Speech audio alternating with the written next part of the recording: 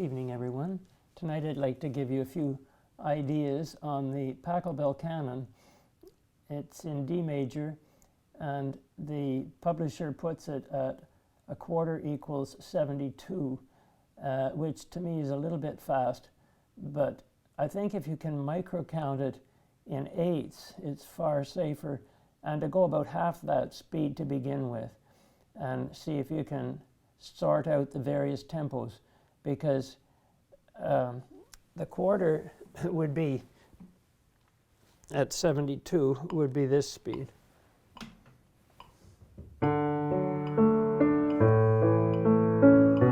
Which to me is a little bit fast, and so if you put it at 1 tick per eighth, that would be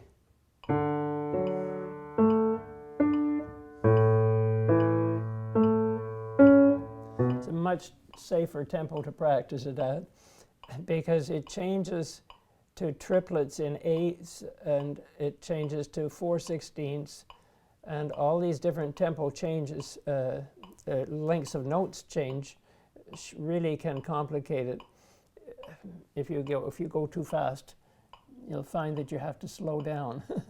So I'll take a little bit of it, play a little bit of it for you, and show you what I mean. So I'm going to go slowly. And I want to flop right through to the floor. And then if that keyboard is like a diving board sticking out of the side of the mountain, hang on to it and feel you're balanced on that heaviness on that edge, that ledge, that diving board. And you've drawn the key down. Now, if you imagine gravity is yanking you down, your body can have a force in the other direction, up, gently, to resist some of that downward force, so that the note comes out more tenderly, more gently. So if you can think of, now I put a pedal for half a bar, so it'd be, and I want that to resonate, so I can't stop part way. I got to flop right through and hang on it. But I'm flopping slowly because I've got a force in the other direction, keeping it going this way as I go this way faster, and then I end up being able to take just the right amount of tone out of the instrument.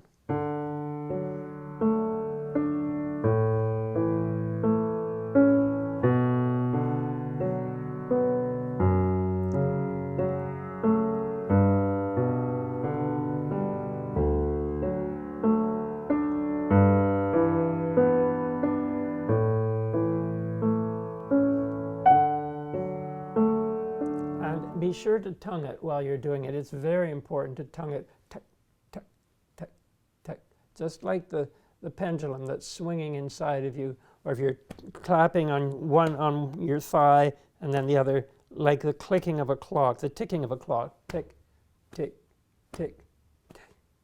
It'll help you to stay steady. So tick, tick, because this has come up here, tick, tick, tick.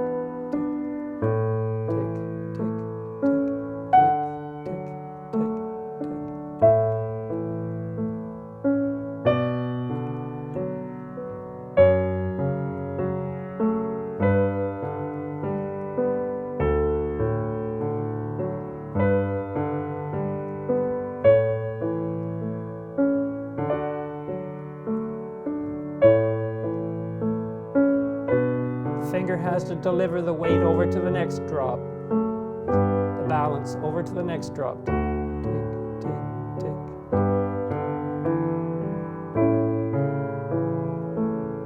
And I'd put a writ there, a little bit of a writ, like tick, tick, tick, tick, tick, tick, tick, tick, tick, tick, tick. So that I don't speed up as soon as I add the quarters in the right. There's a tendency to want to go faster, forget about the tempo of the eighths and move it too fast. But if you can keep it steady with your tongue, ticking it, tick, tick, like if you're making a clock, or tapping that out, tick, tick, tapping the eighths, 1/8 per leg, tap, tap, tap, tap, tap, tap, tap. So tap, tap, tap, tap, tap.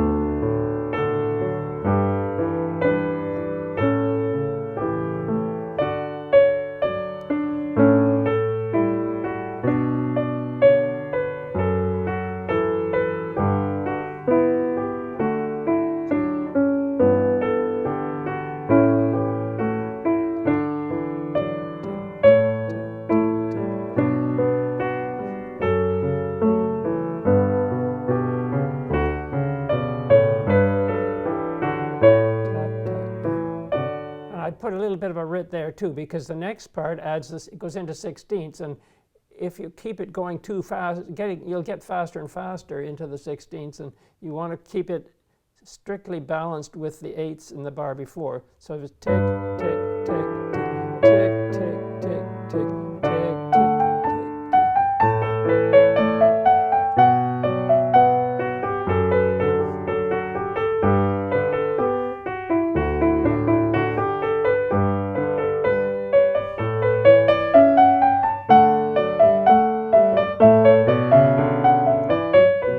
That's hard.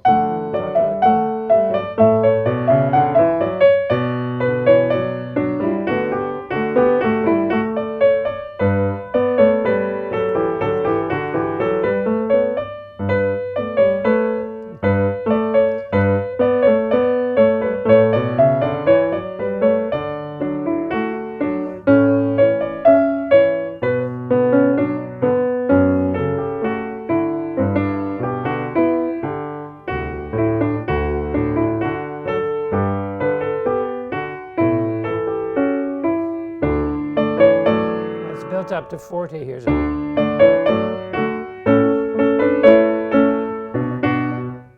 don't know this part.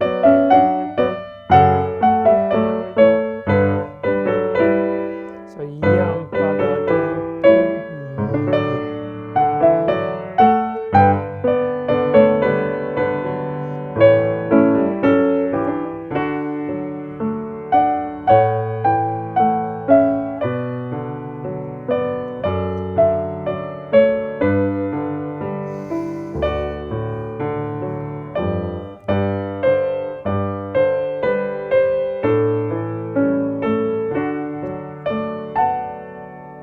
so pretty in there. I want to go slower naturally just because I want it to have room to blossom there, because it's gone. I'm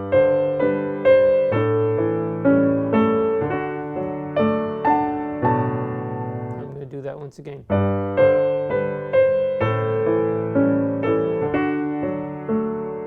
And there I got to get up to that dumb D up because there's an accent on it. So.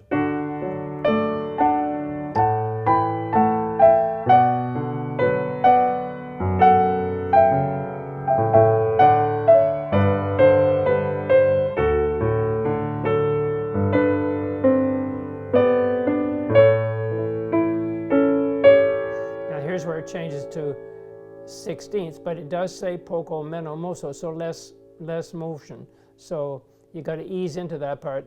From this, it goes. And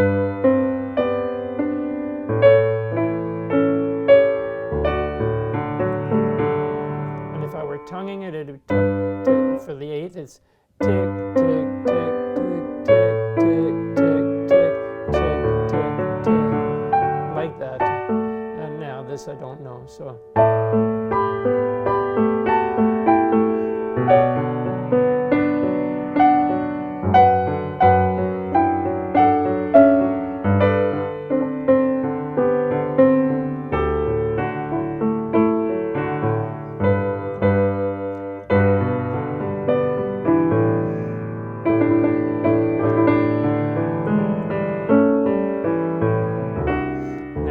Changes into triplets, but that part in there, up to that point, I had gone through with my faithful 2B pencil, and every time I figured a spot that I needed to put in a fingering or a note name so that I could spot it instantly, I wrote it in. But this part I didn't do, so that's why it's got more stumbling in it. I haven't gone through it and done that with this part yet. But if you think, so this is where I'll really go slow. That's an A, so I'll write an A in there. So I make sure that when I come there, I'm going to be playing an A. There it is.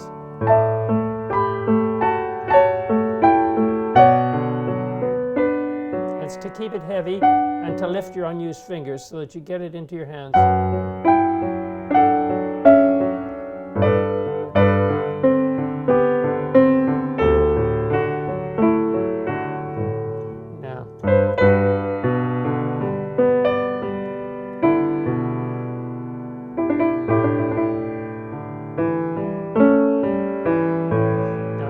So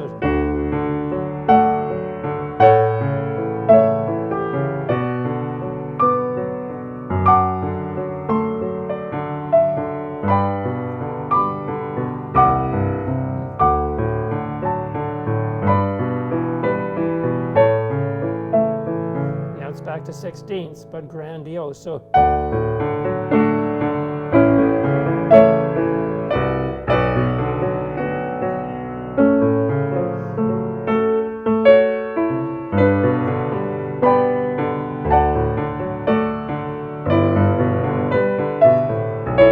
and they want allargando here, so you've got to spread it out.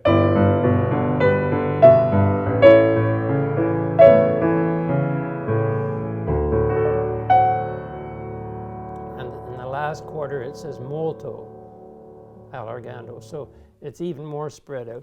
But that gives you an idea of, now another time I'll go through it and I'll have learned the piece and I'll be able to play it straight through for you at one metronome tempo, except for the spots where it says poco meno mosso, and then it comes back to tempo 1 and that kind of thing. So there are all those variations in there as well. So it looks a simpler piece than it is to play. But it is a beautiful piece, and it's used at weddings, that sort of thing. So to keep that, that tempo steady, if you think of the bride waddling left and right to the quarter, it's one way of keeping a tempo that's steady throughout, and then spreading at the ends where they tell you to, and that sort of thing. So I hope that gives you a few ideas to work with on it. If you decide to take this piece on as a challenge, it's a wonderful piece to learn. Have a good night.